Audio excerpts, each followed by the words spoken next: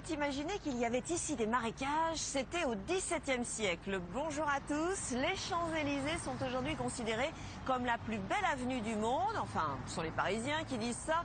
En tout cas, l'emblème de la capitale. Savez-vous que cette mythique avenue tient son nom du lieu où séjournaient les âmes vertueuses dans la mythologie grecque, en opposition justement à la partie basse où étaient signalées autrefois des femmes de mauvaise vie. Son visage a bien changé, 350 000 personnes s'y promènent chaque jour. On comprend mieux pourquoi les marques se battent pour décrocher un emplacement à des prix pourtant prohibitifs. Eh oui, c'est la 3e avenue la plus chère du monde en matière d'immobilier commercial. Un peu la folie des grandeurs, et c'est une enquête signée Laure de l'Alex.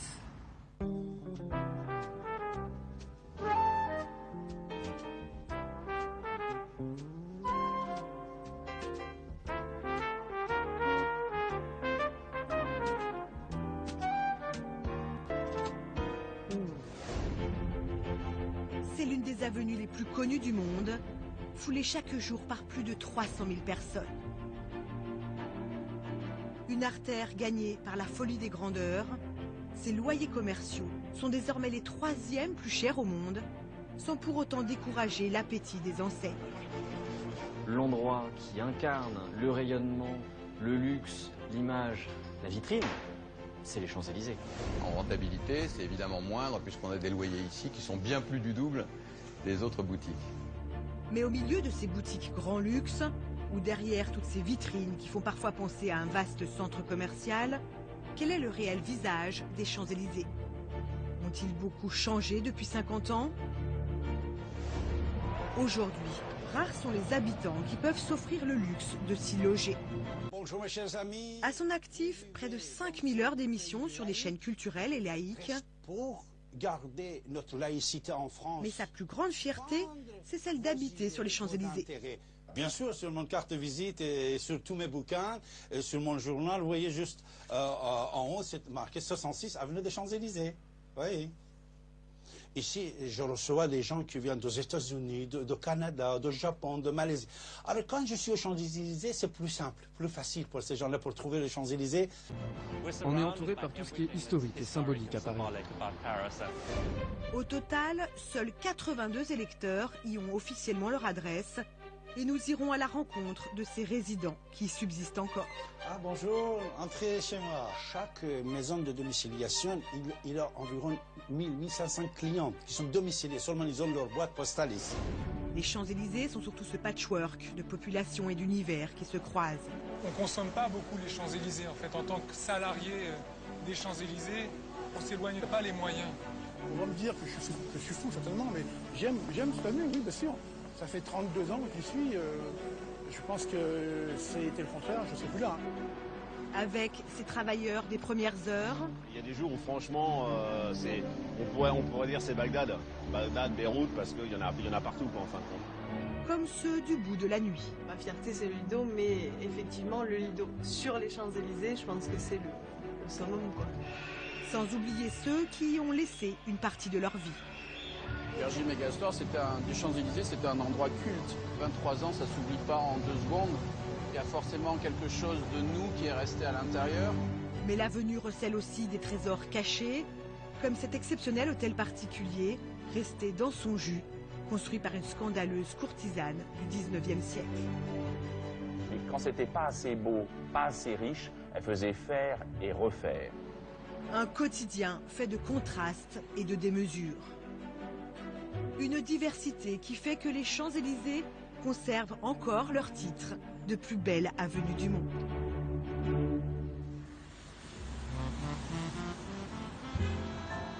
Une soirée parmi d'autres sur les Champs-Élysées. Stars françaises et internationales, champagne et diamants. Tous les ingrédients du luxe et du glamour sont au rendez-vous.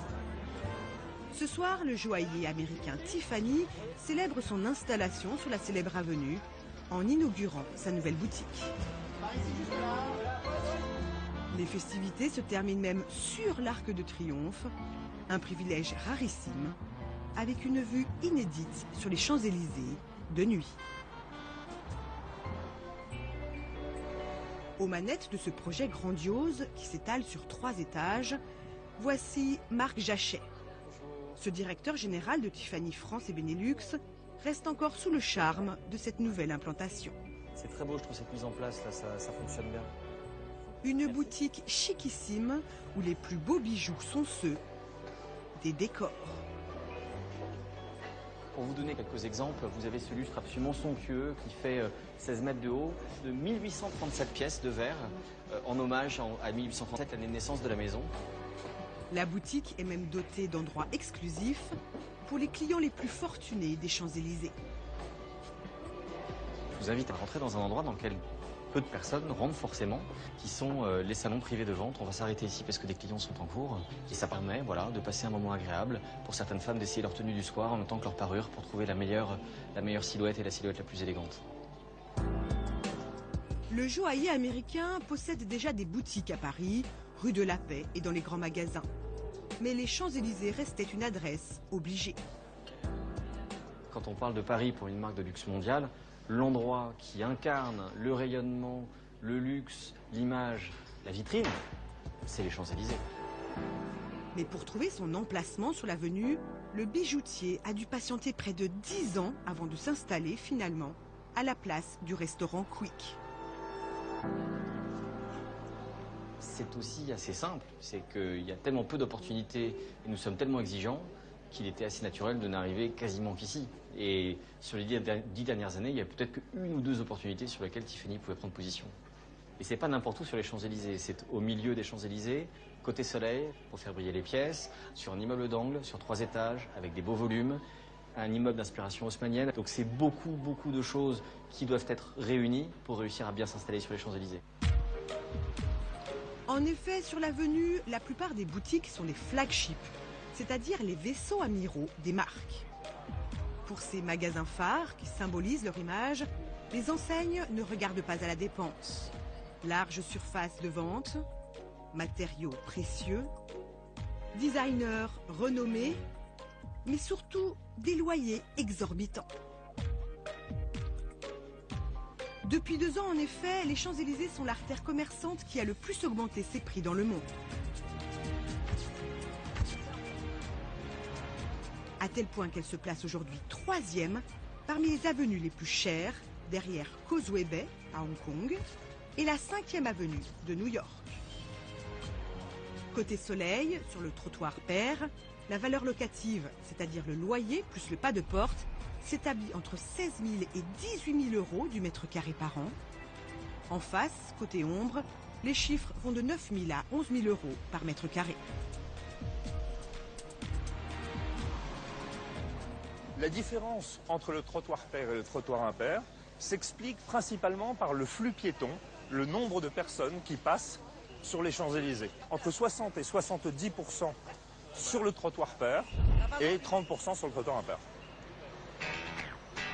Mais comment expliquer cette flambée des prix? Pourquoi l'avenue suscite-t-elle autant les convoitises? Le premier facteur, naturellement, c'est celui qui se situe derrière et devant moi. C'est la fréquentation des Champs-Élysées avec entre 100 et 130 millions de visiteurs chaque année. Si on prend ce que ça représente pour un magasin, par exemple Sephora, c'est environ une fréquentation annuelle de 7 millions de visiteurs, c'est presque la Tour Eiffel. Une autre raison de cet appétit des enseignes pour les Champs, c'est aussi l'amplitude horaire plus large autorisée dans les boutiques, comme l'ouverture le dimanche. Sans oublier l'extrême rareté des surfaces allouées ici, pas plus de 2 à 4 transactions par an. La législation des baux commerciaux en France fait que le locataire a le renouvellement perpétuel de son bail. Si bien que quand vous avez eu la chance de vous installer sur les Champs-Élysées, eh bien rares sont les vendeurs de leurs emplacements. Donc ce qui fait la rareté fait naturellement la cherté. Mais à ce prix, est-il encore avantageux de s'installer sur les Champs? Spécialisé dans le thé, le français Kousmiti s'est payé ce luxe en 2010. Son PDG Sylvain Aurébi avoue qu'il faut avoir un peu la folie des grandeurs pour se lancer dans un tel projet. L'idée d'ouvrir une boutique sur les Champs-Élysées m'est venue un soir dans un avion. Et je suis rentré le lendemain matin à Paris, j'ai appelé mon agent immobilier et je lui ai dit « Franck, il faut que tu me trouves une boutique sur les Champs-Élysées ». Il m'a pris pour un fou, évidemment. Je crois qu'il faut être un peu fou pour vouloir une boutique sur les Champs-Élysées quand on est une marque encore qui n'est pas aussi célèbre que ça. Et on a cherché, et quelques mois plus tard, j'ai trouvé une boutique, celle où on est là aujourd'hui, qu'on a pu avoir en bail précaire d'abord, et puis qu'on a signé finalement pour de bon. Très vite, le chef d'entreprise a mesuré tous les avantages d'être situé sur l'avenue la plus internationale de la capitale. L'intérêt d'être sur les Champs-Élysées, c'est que le monde entier vous voit. Alors cette visibilité, elle a été évidemment extrêmement bénéfique pour nous. On a trouvé des partenaires en Amérique du Sud qui sont venus ici, qui sont passés sur les Champs-Élysées, qui ont vu la boutique et qui nous ont demandé de pouvoir nous distribuer dans leur pays. Quand je me promène aux États-Unis, que je vais voir des grands magasins comme Bloomingdale's par exemple, et quand je leur annonce que j'ai une boutique sur les Champs-Élysées, tout de suite ça ouvre les portes. C'est beaucoup plus simple de convaincre les gens que vous avez un produit qui se vend quand vous le vendez déjà sur les Champs-Élysées. Quant au chiffre d'affaires ici, il peut faire rêver. Il atteint plus du double de celui de la deuxième meilleure boutique de la marque. Mais pour la rentabilité de cet emplacement, c'est une autre histoire. En rentabilité, c'est évidemment moindre puisqu'on a des loyers ici qui sont bien plus du double des autres boutiques. Vous ne nous direz pas combien vous avez payé en location? Je ne communique pas du tout sur les chiffres qu'on paye en loyer ici. Je dis juste qu'ils sont très élevés, mais que ça reste économiquement viable. Et puis il faut comprendre aussi qu'une partie de ce loyer, on le fait entrer dans le budget de la communication, parce que on a finalement une visibilité toute l'année devant des dizaines de millions de personnes qui passent, et ça a une vraie valeur. Les Champs-Élysées sont donc à un sommet de popularité. Mais ont-ils toujours été l'avenue la plus courue de la capitale? Au XVIIe siècle, elle n'est encore que vigne et maraîchage. En 1670, Louis XIV ordonne alors à Lenôtre, qui a dessiné les jardins des Tuileries, de continuer sa perspective au-delà du Louvre. Longtemps réputé être un coupe-gorge, ce grand cours s'urbanise, surtout au XIXe siècle. Les jardins du bas de l'avenue deviennent un lieu de divertissement, autour des restaurants Laurent et Le Doyen qui subsistent encore, tout comme le théâtre Marigny ou le Panorama, l'ancêtre du théâtre du Rond-Point. Au cœur des jardins, derrière ce petit bosquet d'où émane une musique d'un autre âge, le petit théâtre de Guignol, installé ici depuis 1818, a lui aussi survécu, jusqu'aux marionnettes qui sont restées les mêmes. Elles sont en buis, c'est une matière noble avec laquelle on fait des flûtes, on fait des choses merveilleuses, des cornemuses, etc. Elle est forte, résistante, et ça fait 200 ans qu'ils jouent, qu'ils divertissent et se divertissent elles-mêmes. Alors celles-là, elles n'ont pas de valeur. Monsieur Guignol, là? Oui! Je me souvenais qu'il y avait ce genre de spectacle parce que j'y venais quand j'étais enfant. Petites enclaves comme celle-ci, ça donne un peu d'âme à ce quartier, qui compense peut-être un peu le côté aseptisé de l'avenue. Au XIXe siècle, l'avenue accueillait de nombreux et fastueux hôtels particuliers. Aujourd'hui, ils ont pratiquement tous disparu. Mais cachés à l'abri de tous les regards, derrière de lourdes portes fermées, il subsiste un de ces bijoux de luxe et de distinction, propriété d'un club privé. Ici, tous les décors sont d'origine. Il s'agit de l'ancienne demeure de la Païva, une des plus belles et scandaleuses courtisanes du XIXe siècle. Elle a eu une vie extraordinaire. Elle est née à Moscou d'une famille très pauvre et puis ensuite elle a quitté la Russie et son objectif était de faire fortune en France et en commençant déjà le métier de la galanterie. Elle a pu un jour avoir suffisamment de fortune pour construire cet hôtel qui est le symbole de sa réussite sociale. Cheminée monumentale, agrémentée d'urnes en marbre griotte, décor de malachite plein de délicatesse et incrusté d'émaux, ou encore cet escalier unique au monde réalisé en onyx. Cette demeure est digne des plus beaux palais princiers. Partout, féminité et sensualité, exprimée par les plus grands artistes de l'époque.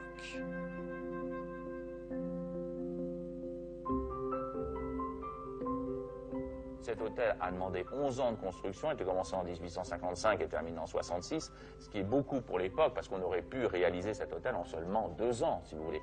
Mais quand c'était pas assez beau, pas assez riche, elle faisait faire et refaire. Ici, le temps semble s'être arrêté. Pratiquement rien n'a changé depuis 1909, lorsque l'hôtel est racheté par le Travelers Club, un cercle privé de 750 gentlemen. 100 ans après, ils se retrouvent toujours ici pour déjeuner, organiser des soirées privées, jouer ou même dormir. Des membres tous cooptés et très discrets. Nous avons réussi à rencontrer l'un d'eux, Nicolas, qui fréquente le Travelers depuis une dizaine d'années. On est en France, dans un pays qui a moins de tradition de clubs, même si on a quelques-uns à Paris. Le Nouveau Cercle de l'Union, le Jockey Club, l'Automobile Club. C'est très dur de rentrer dans ce club? Non, pas du tout. Il faut être sympathique, avoir un micro-sens de l'humour. Et encore une fois, accepter que voilà, il y a certaines règles. On ne téléphone pas, on ne sort pas des documents, on n'est pas censé parler affaires. L'idéal, c'est de passer un bon moment autour d'un verre ou d'une table. On est à 5 mètres des champs et pourtant on est dans un autre environnement qui nous dépayse un peu et qui nous repose. Le club se donne aussi comme mission de restaurer peu à peu ce bâtiment classé monument historique. Pour cette salle, il faut compter 400 000 € et les cotisations des membres ne suffisent pas. Donc on était obligé de trouver d'autres systèmes de financement. Par exemple, on se prive de quelques mètres carrés au rez-de-chaussée et au sous-sol pour les louer à un restaurant qui nous apporte des revenus complémentaires et indispensables. Et parallèlement, depuis quelques années, on est ouvert aussi pour des tournages de films. Ça peut être un film qui dure plusieurs semaines pour la série Mafiosa, ou comme le film Erreur de la banque en votre faveur. Si nous voulons louer une salle, ça nous coûtera combien? C'est privé, les privatisations sont privées. Il y a beaucoup de choses privées chez nous. Oui, c'est ça l'intérêt aussi. Comment ça perd son âme. Quelques matinées par mois pourtant, le club s'ouvre au public lors de visites guidées dûment réservées à l'avance. Voilà, vous accédez au grand salon, vous avez sans doute remarqué comment on rebondit sur ces tapis. Ils sont vraiment très moelleux. On en est au moins à la 5e visite pour notre association. C'est très demandé parce que ça a un côté un peu mystérieux. Cet hôtel qui est un petit peu en retrait, vous avez vu, des Champs-Élysées, donc on passe devant souvent sans le voir. Mais les gens en ont entendu parler, donc ils sont très curieux, ils sont avides de connaître. Voilà. C'est absolument magnifique, c'est somptueux. C'est un témoignage extraordinaire de cette époque, vraiment. Devant ces visiteurs privilégiés, c'est toute l'exubérance de la gourgandine qui s'étale, comme dans cette salle de bain de style mauresque. Et la baignoire extraordinaire de la marquise de Paiva, qui est incrustée dans l'onyx. Elle est en cuivre plaqué d'argent, gravée, comme vous pouvez le constater, et 3 robinets. Il y aurait un robinet pour le lait d'ânesse, un robinet pour le champagne, et un robinet pour l'eau tiède. En choisissant les Champs-Élysées pour établir son hôtel au luxe étourdissant, la Paiva ne s'était pas trompée d'adresse. Au XIXe siècle, certes, l'avenue des Champs-Élysées, c'est le lieu de la représentation sociale. Il n'y a pas mieux. Et la noblesse du faubourg Saint-Honoré, à côté, fait figure de discrétion. Cette folie des grandeurs caractérisera longtemps les Champs-Élysées. Mais si les demeures y étaient très prisées à l'époque, qu'en est-il aujourd'hui? Reste-t-il des habitants pouvant s'offrir le luxe de loger sur la plus belle avenue du monde?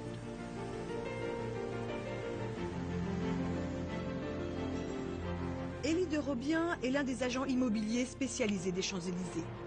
Il constate qu'il n'y a pratiquement plus ici de transactions entre particuliers. La période où vraiment les Champs-Élysées étaient habités, c'est avant la guerre 14. Les ventes sont vraiment rares, les dernières remontent à déjà plusieurs années. Et 99,9% a été transformé en bureau ou en commerce, donc ça n'est plus un marché, c'est un souvenir. Les appartements à vendre sont donc extrêmement rares. Restent les transactions de location. Elles sont moins d'une dizaine par an et centrées sur quelques immeubles, comme celui de l'hôtel Claridge notamment, dont la partie arrière, propriété d'AXA, présente de petites habitations, souvent louées à des étrangers. Et il faut arriver au rond-point et à l'avenue Gabriel pour trouver des véritables résidences. L'avenue Gabriel, la voici, tout en bas des Champs-Élysées, en bordure des jardins. Ici, 2 appartements sont à vendre, par exemple, dans cet ancien hôtel particulier.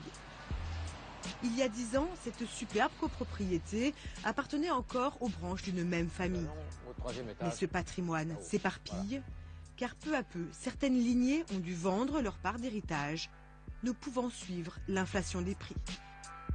Alors cette copropriété, vous la connaissez bien, je crois. Oui, elle est en partie familiale, en tout cas d'origine familiale, et une grande partie de ma famille y habite encore. Mais alors pourquoi votre famille se sépare peu à peu de cet endroit?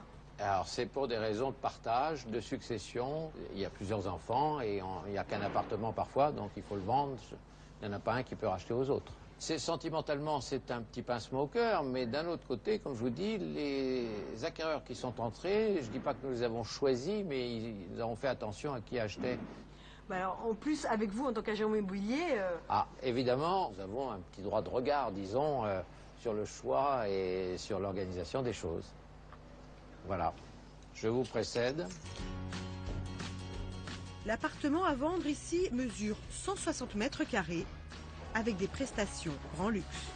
Entrée, vous voyez qu'il est très lumineux, qu'il a des vues assez variées sur cette très jolie cour avec un escalier très étonnant qui rappelle un peu celui du château de Blois et un silence absolu alors qu'on est au cœur des Champs-Élysées. Avec ses 4 mètres de hauteur sous plafond et ses 3 chambres, le prix de vente de cet appartement avoisine les 3 millions d'euros, soit plus de 18 000 euros du mètre carré. Un montant qui peut parfois dépasser les 25 000 euros pour les biens avec vue sur les Champs-Élysées. Mais à ce prix, qui peut encore s'offrir le luxe d'habiter sur l'avenue? Compte tenu des prix et de la fiscalité française, peu de Français ont le courage et l'intérêt d'acheter et de faire apparaître un patrimoine important en achetant quelque chose de cher. Donc le marché se limite en grande partie à des étrangers. En ce qui concerne les Champs-Élysées même, la clientèle du Moyen-Orient est très friande, bien qu'il n'y ait pas beaucoup d'offres, comme nous avons vu. Or, la clientèle du Moyen-Orient souhaite de très grands appartements avec au moins 5, 6, voire 8 chambres, ce qui n'existe pas malheureusement dans ces vieux immeubles parisiens.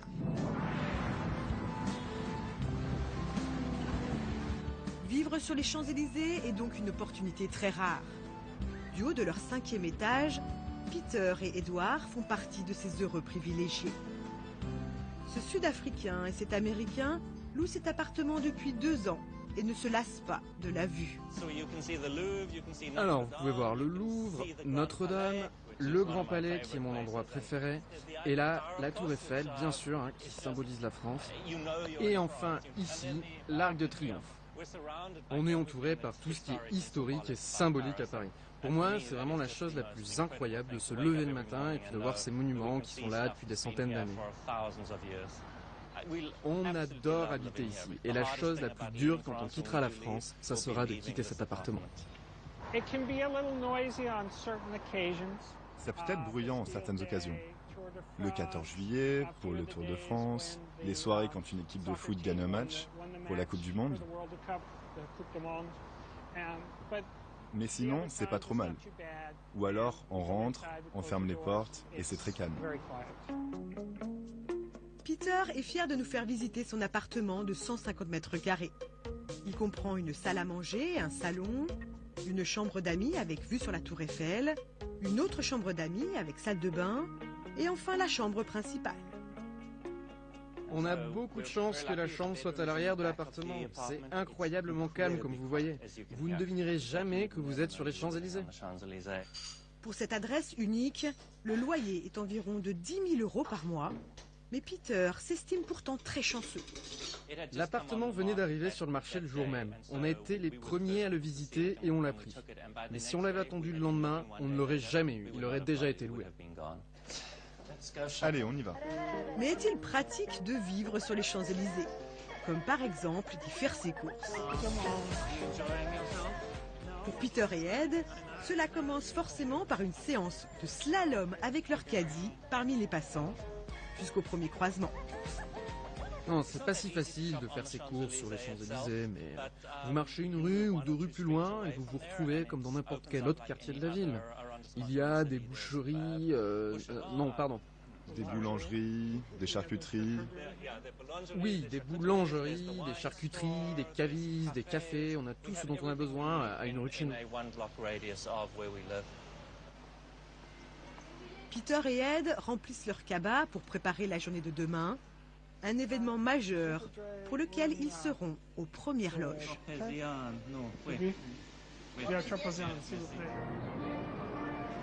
C'est la foule des grands jours sur les Champs-Élysées. Celle du plus grand événement de la venue, le défilé du 14 juillet. Partout, le public se presse sur les trottoirs et les balcons deviennent des lieux très prisés, comme ceux de l'agence de presse Bloomberg.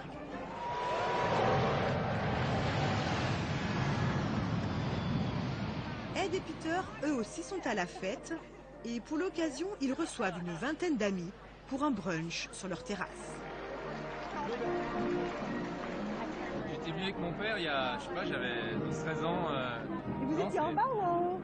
J'étais en bas, oui, c'est ça. Je me suis dit, en sortant du métro, on est mieux en haut quand même. Mais non, c'est vrai que la vue est magnifique, quoi. On voit, enfin, c'est... Non, ça évoque tout Paris, je pense.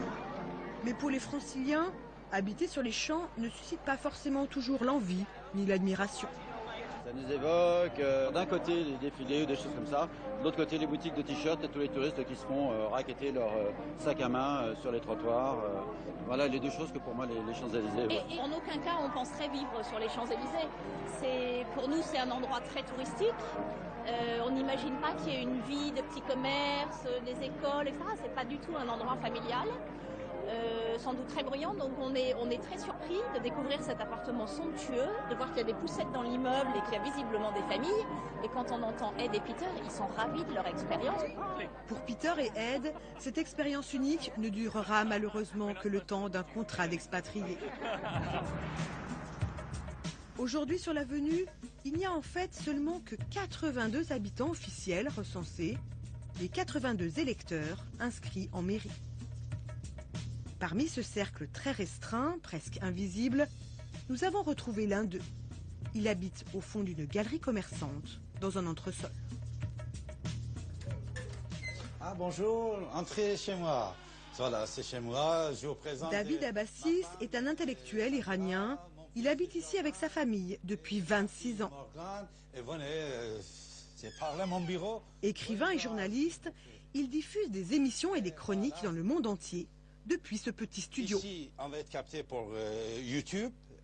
Ici, pour l'Internet, persiancnn.tv.net. Et là, c'est pour l'envoi sur satellite Hotbird et Telestar. On va être en direct, c'est-à-dire l'émission va changer. Vous voyez, on peut régler l'image. Bonjour mes chers amis. À son actif, près de 5000 heures d'émissions sur les chaînes culturelles et laïques. Pour garder notre laïcité en France. Mais sa plus grande fierté, c'est celle d'habiter sur les Champs-Élysées. Bien sûr, sur mon carte de visite et sur tous mes bouquins, et sur mon journal, vous voyez juste en haut, c'est marqué 66 avenue des Champs-Élysées. Oui. Ici, je reçois des gens qui viennent des États-Unis, de Canada, de Japon, de Malaisie. Alors, quand je suis aux Champs-Élysées, c'est plus simple, plus facile pour ces gens-là pour trouver les Champs-Élysées. Et prestigieux pour moi aussi. Ce n'est pas seulement pour moi, pour le monde entier. Dans n'importe quelle ville du monde, s'il peut, le plus bel avenue, il appelle les Champs-Élysées. Même s'ils n'ont pas changé le panneau, il dit c'est Champs-Élysées de Beyrouth, c'est Champs-Élysées de Tokyo, etc. Mais l'avenue jouit d'un tel prestige que d'innombrables personnes ou entreprises tentent d'y avoir une adresse. quand je parle de Champs-Élysées, les gens ils ne croient pas. Pourquoi? Puisqu'il y a plusieurs milliers de personnes qui sont domiciliées sur Champs-Élysées. Par exemple, au 66 avenue de Champs-Élysées, nous avons 5 bureaux de domiciliation. Chaque maison de domiciliation, il a environ 1500 clients qui sont domiciliés. Seulement, ils ont leur boîte postale ici. C'est pour ça que les banques n'ouvrent aucun compte pour les gens qui sont domiciliés aux Champs-Élysées. Parce que si on n'a pas un bureau de domiciliation, il vient aujourd'hui, il va partir demain. Ils n'ouvrent pas le compte à la banque. David, lui, est bien propriétaire de cet appartement et ses enfants sont nés et ont grandi là. C'était sa première marche sur Champs-Élysées. Il a commencé à marcher sur Champs-Élysées. Sa fille Morgane, elle aussi électrice, a en tout cas trouvé son bonheur sur les Champs-Élysées. Franchement, pour moi, c'est assez sympa puisque quand j'ai rendez-vous, par exemple, avec mes copines, mes amis, tout ça, la plupart du temps, c'est sur les Champs-Élysées. Surtout qu'il y a plein de boutiques, maintenant des boutiques populaires qu'il n'y avait pas avant. Et puis, je trouve que c'est assez sympa sur les Champs-Élysées, on peut trouver ce qu'on veut. David, lui, a bien vu l'évolution commerciale des Champs-Élysées et pour cause, il possédait dans cette galerie 4 petits commerces. Là, on avait sur 2 niveaux plusieurs boutiques. J'étais propriétaire de 4 boutiques. On faisait des petits services, petits restaurants que j'avais là ici. Maintenant, c'est tout ça, c'est un seul lot. Voilà. Champs-Élysées a changé. Dans n'importe quel numéro de Champs-Élysées, presque, vous aviez une brasserie, café. Après, c'était acheté par les grandes marques ou par les fast-food. C'est pas la même chose. Avant, c'est vrai que les grandes marques n'existaient pas. C'était des petits magasins individuels, on peut dire. Mais maintenant, c'est des grandes marques. Mais la plus belle avenue du monde a-t-elle réellement changé de visage? A-t-elle beaucoup évolué? A-t-elle connu un âge d'or? Jean-Noël Reinhardt est le président du comité des Champs-Élysées. Il en connaît toute l'histoire, avec ses modes et ses vagues successives. Depuis le début du siècle, les Champs, ça a été le lieu où s'expérimentait un peu tout ce qu'il y avait de nouveau en France. Donc ça a été d'abord la nuit de l'automobile. On venait sur cette grande avenue de 2,4 km de long, 70 mètres de large, montrer sa voiture, essayer sa voiture, rouler vite avec sa voiture. Et puis vous avez eu, dans les années 30, l'avènement du cinéma. Les Champs-Élysées, c'était le lieu où on venait pour voir sur grands écrans tout ce cinéma qui venait d'Amérique. Il y a eu les Champs-Élysées showroom. Alors les Champs-Élysées showroom, ça a été des showrooms automobiles qui sont encore très présents sur les Champs-Élysées. Et on voit bien la dimension spectaculaire et mythique de l'avenue. On vient rêver devant des grandes vitrines, devant des voitures que certains s'achètent, mais la plupart ne s'achètent pas. Puis l'avenue deviendra aussi celle des compagnies aériennes et autres sociétés de tourisme. Mais que reste-t-il aujourd'hui de ces strates historiques? En comparant des images de 1949 à celles d'aujourd'hui, on s'aperçoit que les grands cafés ont été remplacés par de grands magasins, comme ici, Marks & Spencer. Rares sont les enseignes qui ont subsisté, même si on en identifie encore quelques-unes, comme les chaussures Weston, les fourrures Milady ou le café Georges V. Dans les années 70, on y trouvait encore beaucoup de petits commerces de proximité, comme des pâtisseries, des tabacs ou encore la poste.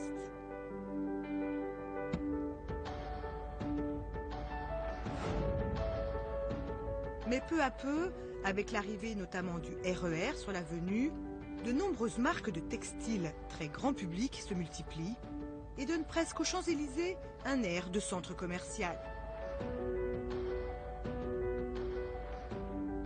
On pouvait se poser la question il y a 10-15 ans de savoir si on ne risquait pas, parce que l'avenue est populaire, c'est dans son ADN d'être populaire, si on ne risquait pas justement de devenir une de ces grandes avenues sans âme, où les gens viennent chercher du prix, des offres promotionnelles. Eh bien non, c'est l'inverse qui se passe sur les Champs. Les Champs-Élysées ont cette magie particulière d'être à la fois très populaires, 300 000 personnes par jour, mais d'avoir de plus en plus de marques haut de gamme qui viennent s'y installer. En fait, depuis 5 ans, les nouvelles enseignes sur l'avenue sont à 50% luxe ou premium et à 50% des marques de moyenne gamme. Donc évidemment, vous avez toutes sortes de présences qui ne sont pas homogènes. L'avenue Montaigne est homogène parce que vous avez peu de gens qui viennent acheter des marches de luxe. Mais avenue Montaigne, il n'y a pas de cinéma, il n'y a pas de restaurant, il n'y a pas de lieu de culture, il n'y a pas tout ça. Il ne faut surtout pas que nous devenions l'avenue Montaigne. C'est ça la cohérence des champs. Mais la diversité des champs reste menacée et certaines portes closes sont là pour le rappeler. Le Virgin Megastore. Chacun ici se souvient de cette institution des Champs-Élysées dédiée aux livres et à la musique.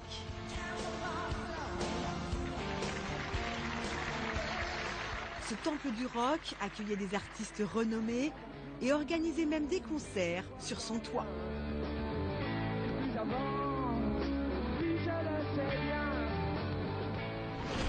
Mais cet emblème de la culture sur les champs a fermé ses portes en juin 2013, après 6 mois de lutte des salariés pour sauver leur magasin. Des images ont marqué les mémoires, comme ces soldes de la honte, lors de la liquidation du stock à moins 70%. J'ai envie de pleurer. Oui alors. Oh Titi, t'es toujours aussi beau. Ça va, mon petit chou? Thierry, Fred et Marie sont d'anciens salariés de ce Megastore. Ça fait plaisir, ça fait longtemps que je ne suis pas vue. Oui, ça fait mal au cœur, c'est comme ça fait 1 an, c'est là, il n'y a rien eu, on nous a sortis. C'est dur quand même. Ils étaient tous 3 présents lors des derniers moments du magasin sur l'avenue et en sont encore très marqués. C'est quand même encore de l'émotion. Ça fait drôle de revenir ici et de voir le magasin vide. Enfin, voilà, il n'y a rien, il n'y a plus d'affiches, il n'y a plus d'ambiance, il n'y a plus rien. Voilà, oui, c'est sûr que ça laisse pas insensible. On s'est battu pendant 6 mois pour avoir un plan social digne. Et ça, on s'est vraiment, vraiment, ça a été dur, mais on s'est serré les coudes. Il y a eu vraiment beaucoup de solidarité. Et je suis fier de ce qu'on a fait ici. Nous, on ne voulait pas mourir. Donc pour moi, les plus grands moments, c'est ça. Voilà. À la fin aussi, c'est de se dire de rester dans le magasin pendant 10 jours. On vivait là, on dormait là, on faisait à manger là, pour arriver à une destinée meilleure que ce qu'on proposait au départ. 23 ans, ça ne s'oublie pas en 2 secondes. Il y a forcément quelque chose de nous qui est resté à l'intérieur. Pas forcément quelque chose de triste. Mais si l'avenue a toujours été prestigieuse, les salariés, eux, n'en ont guère profité. On est petit salaire sur les Champs-Élysées. Souvent, on rentre par la rue perpendiculaire, la rue de la Boétie. On ne consomme pas beaucoup les Champs-Élysées. En fait, en tant que salarié des Champs-Élysées, on s'éloigne tout de suite parce qu'on n'a pas les moyens de consommer sur les Champs-Élysées. On y est très peu, en fait. Au final, près de 1000 personnes ont été licenciées.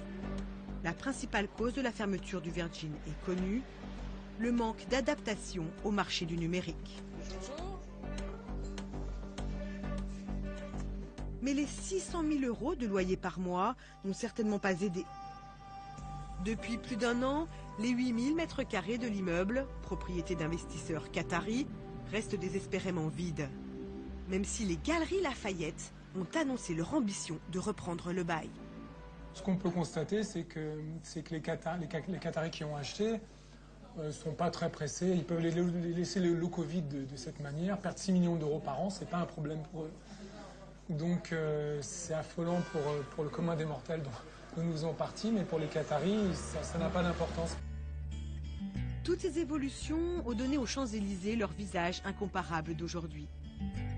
6 h du matin, toute la diversité de l'avenue est là. Les sportifs matinaux croisent les derniers fêtards. Les SDF finissent leur nuit devant les commerçants qui préparent leurs vitrines. 6 h, c'est aussi le début de la valse des laveuses, aspiratrices et autres camions poubelles. Tous les véhicules et agents municipaux sont sur le pont. Tu fais comme d'habitude, tu continues jusqu'au bout de ton chemin. C'est pas trop sale aujourd'hui. Tous les jours, c'est la même course contre la montre, car ils ont moins de 4 heures pour rendre à l'avenue son standing et sa propreté.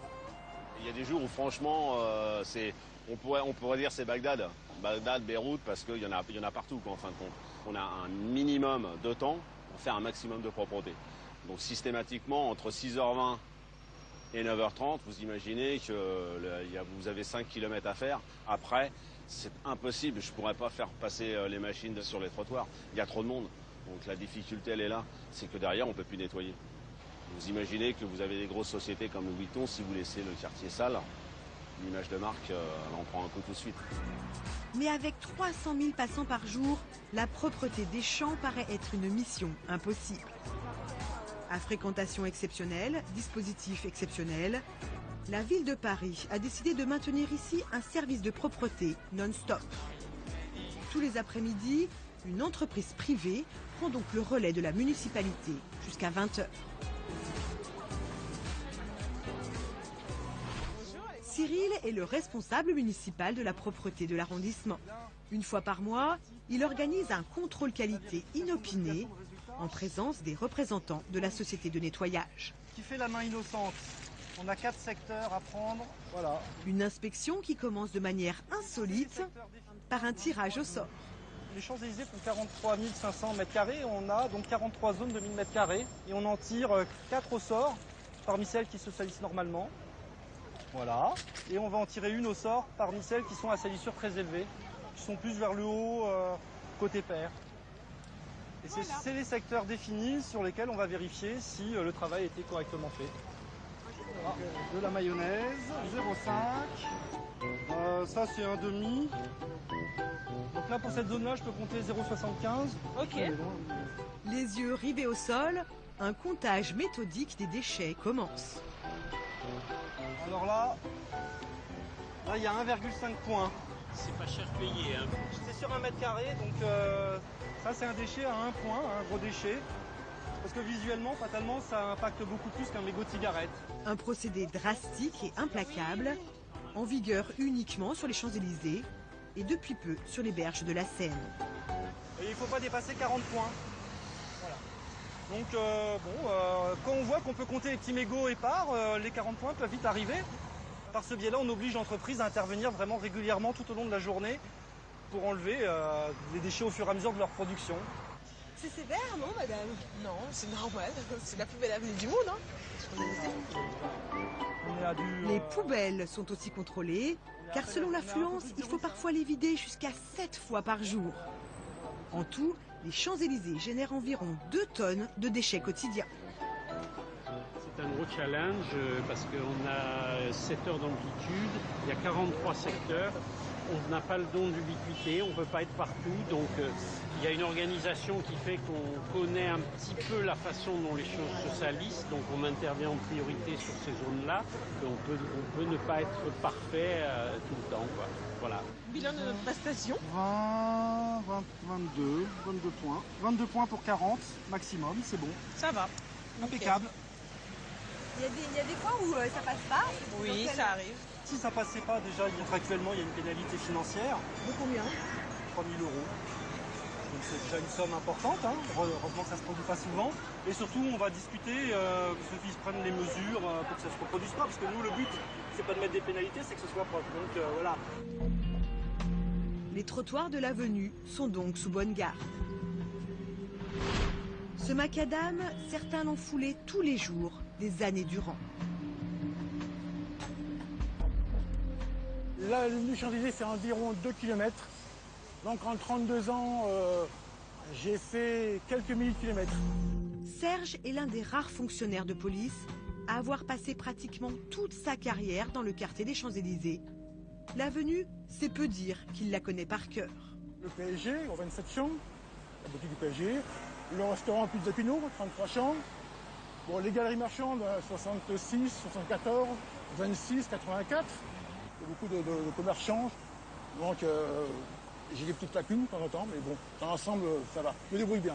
Avec 32 ans passés ici, Serge connaît toutes les figures qui peuplent l'avenue. Il y a des personnages incontournables sur les Champs-Élysées. Je pense notamment à Henri, qui est SDF, qui fait la manche sur les Champs-Élysées. Et je pense que ça se situe entre 15 et 20 ans. Hein. Il loge justement dans ce souterrain. Ça peut créer un danger. Donc on est souvent amené à intervenir. Je l'ai encore vu récemment en début de semaine. Serge est un peu la mémoire des lieux. Pendant sa tournée, pratiquement chaque numéro lui rappelle un souvenir. Ah, le pub Renault. Alors, c'était sur la période 85-86. Il y avait une série d'attentats sur Paris, notamment et plus particulièrement sur les Champs-Élysées, parce qu'on a eu des bombes qui ont explosé au Point Chaud, Claridge, Friedland, et notamment au pub Renault, où nous avons perdu deux collègues d'officiers de police, et un employé de pub Renault qui a été grièvement blessé. Suite à un colis qui avait été retrouvé à l'intérieur du pub Renault, ils ont descendu donc la valise dans le sous-sol. Mais bon, au deuxième sous-sol, par malchance, la bombe a explosé. Ben voilà, c'était tragique. Hein. Et à ce moment-là, moi, j'étais donc en voiture avec une collègue. On a établi un périmètre de sécurité pour empêcher les badauds, les véhicules de passer. Ça a marqué énormément le commissariat. Ça a été très traumatisant.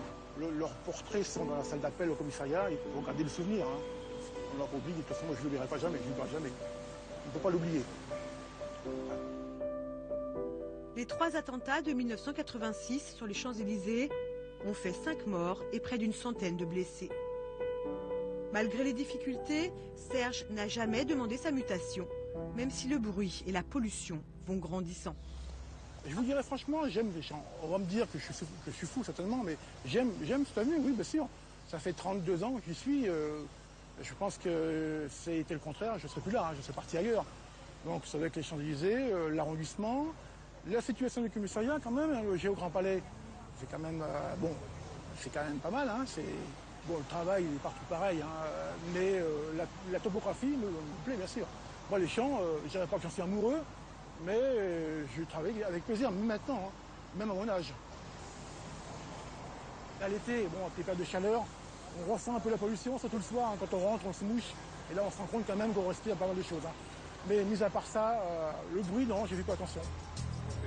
Depuis 2011, le travail de la police sur les Champs-Élysées a été révolutionné par la mise en place d'un vaste réseau de vidéoprotection. Plus d'une vingtaine de caméras scrutent désormais l'avenue la plus peuplée de Paris, avec un contrôle direct depuis le commissariat du quartier. Voilà. Donc ça couvre absolument tous les champs. C'est-à-dire que vous pouvez suivre une personne de la Concorde jusqu'à l'Arc de Triomphe. Vous pouvez la suivre de A à Z, en permanence, en changeant de caméra, en passant de l'une à l'autre. Par exemple, si vous prenez une qui est bien, là, qui est située tout en haut de l'Arc de Triomphe, celle-ci, vous allez voir que c'est quand même assez performant au niveau du zoom. Vous voyez, là je me retrouve à l'obélisque. La précision des caméras est stupéfiante et permet de dévisager n'importe quel individu. Un outil indispensable quand il s'agit de traquer les délits les plus fréquents sur les Champs-Élysées, les arnaques aux touristes. Il y a le monsieur là, je ne sais pas ce qu'il fait. Ah, c'est le coup de la bagne. Voilà, ce monsieur-là.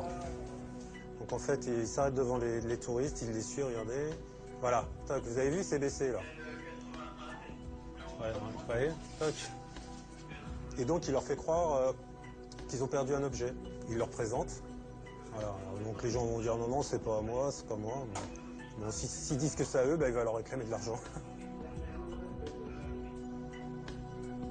Une intervention peut dès lors être déclenchée et suivie pas à pas depuis le commissariat. Ces images sont enregistrées, vous avez la possibilité de les revisionner également. Donc ça aussi, ça a beaucoup changé le travail d'enquête, surtout pour les enquêteurs. Sur cette artère qui draine quotidiennement 300 000 personnes, en moyenne, près de 7 délits sont commis par jour, dont les plus fréquents sont les vols sur des tiers, les ventes à la sauvette et les vols à l'étalage. Contrairement à l'image souvent véhiculée, les Champs-Élysées ne sont donc pas le coupe-gorge que l'on croit. Mais pour faire baisser ce sentiment d'insécurité, une brigade spécialisée uniquement sur les Champs-Élysées vient d'être créée il y a 2 mois. Une douzaine de policiers en uniforme, très visibles, arpentent l'avenue pour sécuriser les lieux. On va voir si on repère celui qui vend, mais de façon agressive des racistes. C'est en fait surtout la nuit que les actes de violence peuvent apparaître. Ils se concentrent alors sur quelques rues malfamées du quartier. La rue de Pontier, c'est une rue qui est parallèle aux Champs-Élysées, où il y a plusieurs boîtes de nuit. Et ça ramène une certaine population où là ce sont vraiment des gros bonnets. Ce sont ceux qui dirigent, on va dire moi pour ma part, c'était celui qui dirigeait le point de deal de la Courneuve que j'ai croisé sur la soirée de Ponthieu. Ça va se passer souvent en fin de boîte, où là effectivement il peut y avoir des risques de bagarre entre eux, ou des risques, les gens qui sont alcoolisés qui sortent. C'est malsain pour ma part. Mais les Champs-Élysées la nuit, c'est aussi la fête et une adresse incontournable, le Lido. Présent sur l'avenue depuis 1946, les spectacles illuminent l'avenue par une profusion de costumes et de décors, et bien sûr de danseuses aux mensurations parfaites.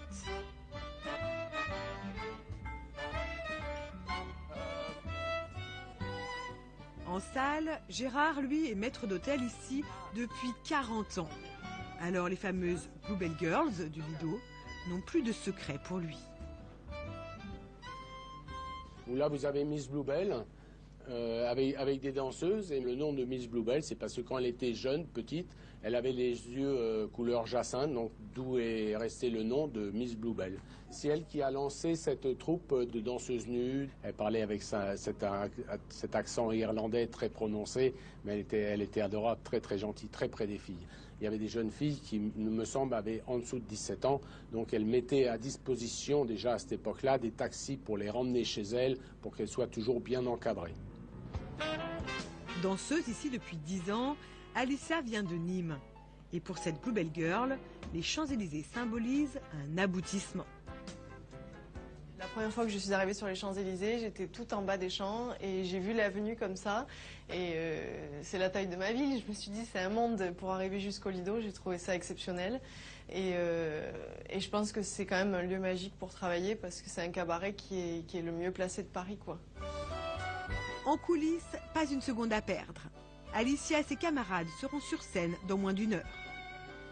Quelle que soit la nationalité des danseuses, les Champs-Élysées sont sur toutes les lèvres. Je suis mexicana, et c'est... Tout le monde connaît les Champs-Élysées. Tout le monde, Campos Elíseos en espagnol. Todo el mundo lo conoce, es muy C'est très prestigieux.